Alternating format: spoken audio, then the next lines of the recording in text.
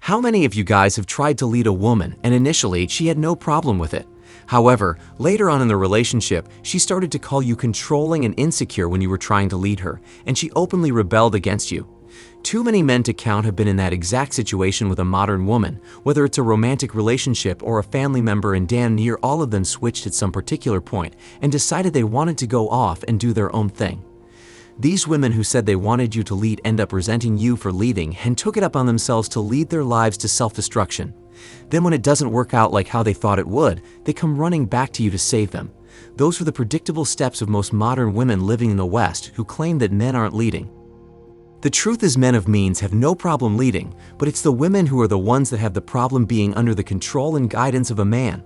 What they really want is someone to provide and allow them to do whatever the hell they want. Basically, what the modern woman wants from a man is a pet wallet. That is the cold truth, gents, and any woman you are with or want to be with will probably go down this path at some point in the relationship just so she can have her cake and eat it too. Here's what these modern women don't understand.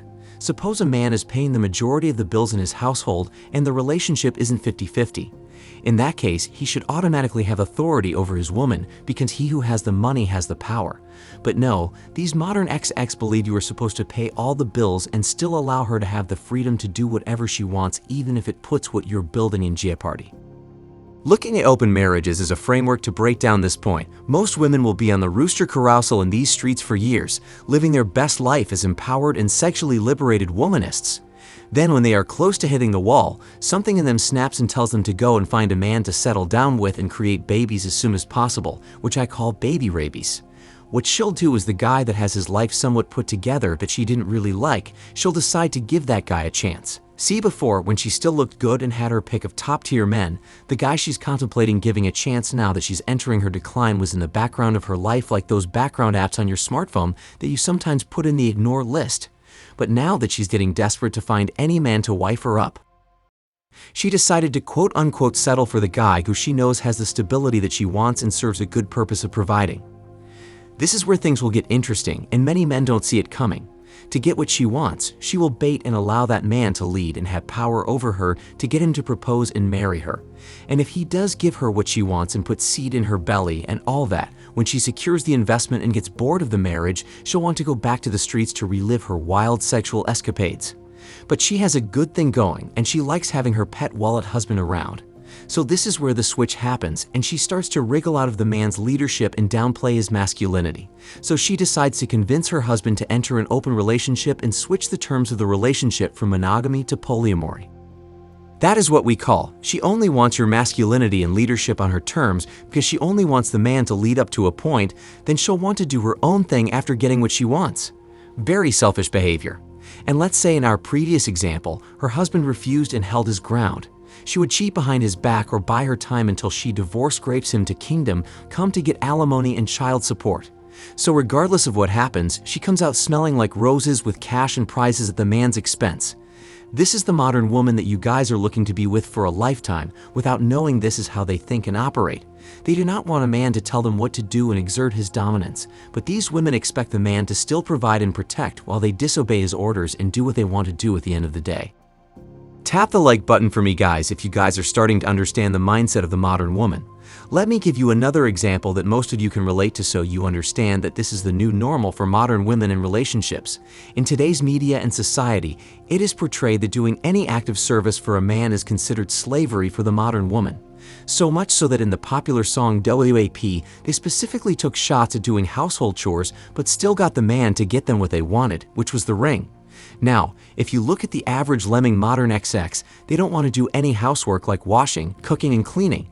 And these are essential life skills that everyone should know how to do, even though high-profile men don't have any time to do chores when they should focus on making money. But even if the man isn't high-profile, she wants that man to provide half or more of the bills and still do half or more of the chores while she gets to sit on her ass and scroll through social media. Or, if it's the rich guy, she wants him to hire someone to take care of all the household chores, basically allowing that man to lead on her terms. In my view of both men in that scenario, what purpose would she serve in your life if you can't get her to comply and do something around the house? If you must bring your part to the relationship, but she doesn't want to bring her part, then why house and provide for a woman like that? That is where my headspace is for you guys who have a woman like this right now. If you are trying to lead and she doesn't want to accept your full leadership, then why don't you leave her since she wants to run you and tell you how to lead? I believe if you have a woman who doesn't want you to lead her on your terms, you need to get rid of that woman. People like that, in my opinion, are just like a parasite or a leech that wants to suck you dry, but keep you around long enough to survive as long as possible. So if you're dealing with a woman who cares more about her needs than yours, they need to focus on your happiness and kick her entitled butt to the curb. Subscribe if you agree that she has to go if she is only trying to use you to get what she wants. See, I don't believe in allowing people to take advantage of you and dictate how you should deal with them when they rely on you and you have more money and leverage over them.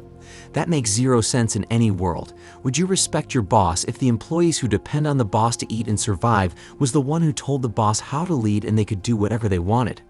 Hell no, because that's the boss, and he or she has the money and leverage over the employees. So if one employee gets beside themselves and decides to disobey their boss, they get promptly dismissed and replaced. That is how it works when you have the leverage and options over someone. They listen and follow your instruction, not the other way around. So if you have a woman and you have more resources than she does, and you pay the bulk of the bills, then you are the one that should tell her what to do if you're a masculine man.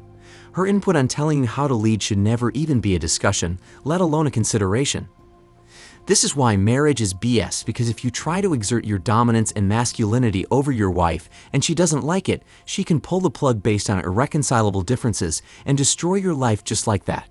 So you enter a contract that doesn't benefit you, it only benefits the woman, and she is the one who allows you to lead or be masculine in your own damn house based on how she feels.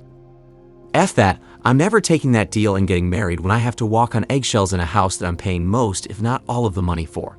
And sadly, most men who enter marriages have to deal with this and start singing happy wife, happy life just so they keep their woman from filing for divorce. So this is why I preach to not enter any contract with modern women. That means no marriage, no cohabitation, and no long-term relationships are the only way to guard yourself against these opportunistic women. I want you to understand that these women let you lead and embrace your masculinity when you commit to them. You're not the one who's genuinely in control unless you can afford a divorce.